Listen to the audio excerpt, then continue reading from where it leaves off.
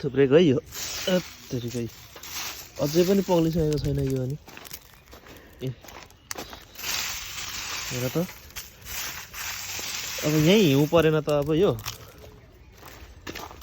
यस्तो गर्मी ठाउँमै पनि चुलाचुलीमै पनि यसरी अनि हेर त अब यो सानो छ त यहाँ नि आम्मामामामा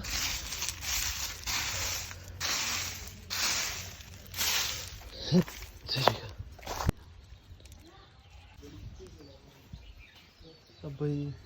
फुलहरू बिरुवाहरू सबै सत्तर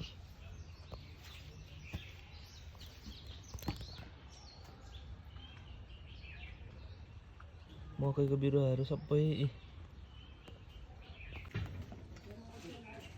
यो चाहिँ पुरानो घर यो हाम्रो पुरानो घर सबै असिनाले सबै छेन्द्रा र सुन्द्री सबै दुलो बनाइदिएको छ